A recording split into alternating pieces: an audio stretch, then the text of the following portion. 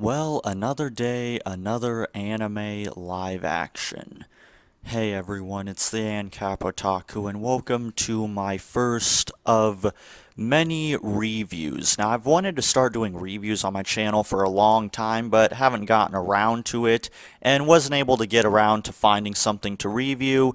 But I figured, since I recently saw the Bleach live action that recently came out the other day, and I recently talked about the Death Note live action, or at least the drama, I thought it'd be a perfect time to do my first review. So, is it worth it? Is it good? Well, let's find out. So, Bleach, directed by Shinsuke Sato and produced by Warner Brothers. And is it good? Short answer, yes. This is actually a really, really good live action, but it's also a very weird one. It's really perfect, but really weird at times. There are some changes that are kind of questionable. They don't ruin the movie, however, they do ruin any chances for a sequel to be involved, which I'll get into. Let's start with the characters. Ichigo is really good. He's played very well by his actor. His introduction scene is amazing. The scene is almost shot for shot played out to the introduction scene in the anime, and it's really good. It's so good to see some of these scenes from the anime played out on the big screen like this. And the actor does a really good job. The scene is really well done. The only kind of weird thing I don't get is for some reason they changed the ghost girl to a little boy for no reason. I don't know what that's all about, but that's just a minor thing. And for some reason they have Chad show up when one of the guys tries to sneak attack him after getting his ass kicked. But again, not a problem, great introduction, and the actor is great throughout the entire movie. He plays Ichigo very, very well. Next is Rukia, and aside from a minor cosmetic thing with her hair, she's played very well too. The actress does do a really good job playing Rukia. However, there is one minor problem I have with Rukia that doesn't really make much sense, and that is the fact that she is the main romantic interest throughout the movie, and I don't understand why that is. She was never the romantic interest in the anime at any point. Orihime always was. And unfortunately, it's just a weird change, so much so that even later on, Renji, during his fight with Ichigo, makes the comment of, "Oops, looks like I killed your boyfriend." And it's just a really weird line to hear, especially if you're familiar with the anime. I guess it's not that big of a deal, some might say. I just find it to be kind of strange, and for the reason I'm about to get into now. Orihime, she's completely pointless. I'm going to be honest. The actress does a good job playing her. However, there's just no point to her. She's also a romantic interest and nothing more. Her plot with her brother is not in the movie. She doesn't ever gain her powers, which is also an odd choice. So she's just kind of there. She talks to Ichigo, she talks to Tatsuki about how she likes Ichigo, and she has to get saved at one point later on in the movie. I just didn't get it. Honestly, with the whole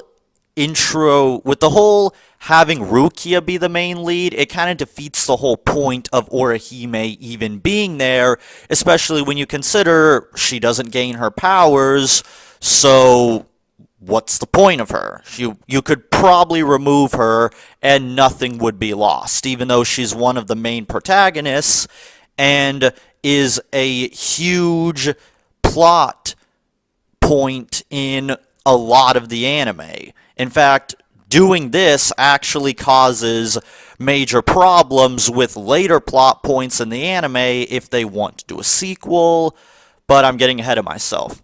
Uryu is really great in this. The guy they got to play Uryu does a really damn good job. He gets the character down as perfect as you can possibly get. He still has his hatred of the Soul Reapers, his rivalry with Ichigo, he still has his mannerisms and his infamous glasses push. It's really good.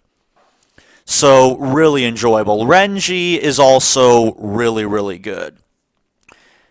So, and Byakuya, he is pretty good as well. Again, most of the actors do a fine job. So, for the most part, acting, really good, just there is some minor problems with certain characters being there when they don't really have anything to do, such as Orihime or even Tatsuki. They don't do a goddamn thing. Now, the action is actually really damn good. I was surprised at how good the action was, especially considering that Japanese movies like this usually aren't able to do crazy good action scenes due to budget concerns, but they were really, really good. The fight with Ichigo and Renji is one of the best fights I've seen in a long time. It's probably going to go down as one of the best action scenes in any anime live action so far. It's really good. The CGI is great, the actors are great, the action is really good and fast-paced, and they do really good editing to be able to show off the speed that these characters have without having to use any kind of cheesy effects. So I really, really enjoy the action. Almost all the action scenes are really good. Even the action scenes that just involve like Ichigo beating up the bullies or something like that. Really good stuff. And the music, while the music is good, I did find it kind of frustrating that we don't get to hear a single song from the anime. Not one. Which was a very odd choice considering the anime had some of the best music out there, and it's kind of strange that we don't get to hear a single damn soundtrack from the anime. Even if they could only use one, it would have still been nice to hear. The music here is fine, I suppose, and I do like the theme that Ichigo has in this one compared to this theme song they gave him in the anime, because I always hated that stupid #1 theme song. It's so bad, it's so cheesy, and it doesn't fit Ichigo at all. So the music is fine. It's good, but it would have been nice to hear a soundtrack or two, at least from the anime. Now, the story, for the most part, it follows the plot of the first season relatively well. It starts out as like a perfect shot-for-shot of the anime, but then there's really weird changes that I didn't get. This anime does have some changes, and some of them I really don't understand.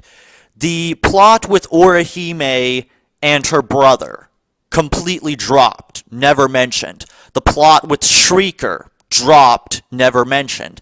The plot with Cone, never mentioned. Cone isn't even in the movie. And the plot with Ichigo and Renji doing their little competition, well, they start that out, but it never goes anywhere. And the fight with the Menos Grande never happens. In fact, there's a huge emphasis on these training montages between Ichigo and Rukia, and there are some points where they pointlessly shove in sexual or romantic tension between Rukia and Ichigo, and it's just awkward and feels out of place. Again, there was never any romantic interest or tension between Ichigo and Rukia, so to change it just didn't make much sense to me, especially when you consider whenever Orihime shows up in a scene and there's romantic tension between Ichigo and Rukia, all it makes you think is, what is Orihime's purpose? Why is she in this? That's what I kept asking. And it kind of sucks because she is a very entertaining, fun character in the anime, but they don't give her anything to do. She doesn't even get her powers. In fact, that's one of the biggest problems I have. The subplot of Chad and Orihime getting their powers never actually happens. So it just makes you wonder, why make this change? Because if they want to make a sequel to this, they kind of fucked themselves, because Chad and Orihime never get their powers. Rukia just... Okay, quick spoiler alert. Here's a spoiler warning for people who don't want to be spoiled. Skip to this time code if you don't want any spoilers. But in short, at the end, Rukia gets her powers back, and Ichigo gets his memories erased. So, and Rukia doesn't even get put up for execution. So basically, there's no point to ever having a sequel. And I found that to be a very odd choice. Now, I don't know if they never had plans to do a sequel, they just wanted to make one good Bleach movie, but it seemed kind of odd to me, especially when you consider all that time they wasted with all these training montages. They could have used to put in things like Chad and Orihime getting their powers, or the whole thing with Ichigo dealing with Orihime and her brother becoming a hollow. So I don't get what that was all about. These changes don't really ruin the movie to any extent. The worst that these scenes do is they just ruin the chance for there to ever be a sequel involved, unless the movie sequels go down their own path and maybe diverge from the anime, which I suppose is fine. But when they do certain scenes almost shot for shot, it does seem kind of odd to have some of these sequences. The movie is still good. I am glad I saw it, and it is definitely the best anime live action I've seen so far. This definitely is, to anime live actions, what Silent Hill was for video game live actions. It is really good. As I said earlier, it's really perfect, but really odd at times. And it's just some of these changes. I saw an article that says that the Bleach live action is great if you don't mind some of the changes. And it's not exactly wrong, because everything that is presented here is really good. The acting is good. It's great to see all these characters that people know and love. The action is really good. It follows the anime well enough to where I would be hard-pressed to see any Bleach fans throw a shit fit over this, like the DBZ and Death Note fans threw a shit fit over the changes in those movies. So, overall, I would give this a 8 out of 10. It is really, really good, but as someone who has seen the anime, some of the changes do kind of kill certain things for me. Because while I would like to see the rescue arc, and especially the Arrancar arc, be done on the big screen as well, due to the changes that they did make, I don't know if that can happen anymore, because things like Orihime and Chad not getting their powers, Rukia getting her powers back and not putting up for execution, just make it very difficult for a sequel to ever happen if they even plan to make this into a franchise. But as a standalone movie, let's just look at it as a movie rather than a adaptation. As a movie, does it hold up? Yes. This is a really damn good movie. It really holds up. Everything is great. As an adaptation, it is also fine as long as you can look past some of the changes, which for the most part I did because the movie was really good, and for the most part, the changes weren't really anything insulting. The worst they're going to do is just make you ask why. And it's really hard to not recommend this. It's really hard to say no to this movie because there is so much great stuff in it.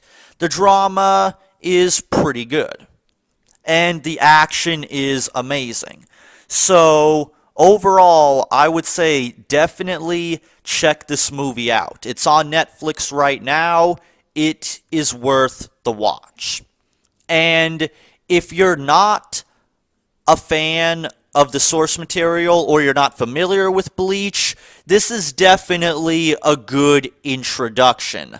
I could see this being a good gateway to people who may not have seen Bleach or aren't as familiar with it, and hopefully this can help Bleach get back some of the popularity and street cred it used to have back in the day, because Naruto and DBZ have been hogging the spotlight for God knows how many years. And I have to say, as a Bleach fan, it is kind of nice to see Bleach after all this time, and after so much shit-talking, and after so much unfortunate contemplations that happened with the anime and the manga. It is bittersweet to see a good live action be made when Dragon Ball fans really got fucked in the ass when that got a live action. So it is kind of funny, and if you are a Bleach fan, it will probably be satisfying to see Bleach get a good live action done justice when Dragon Ball Z gets dick. So, with that being said, I highly recommend this movie. As a movie, I'll give it a 8 out of 10, and as an adaptation, I'll give it a 7 out of 10. So, with that being said, this is the ANCAP Otaku, and I'll see you guys around next time for my next video.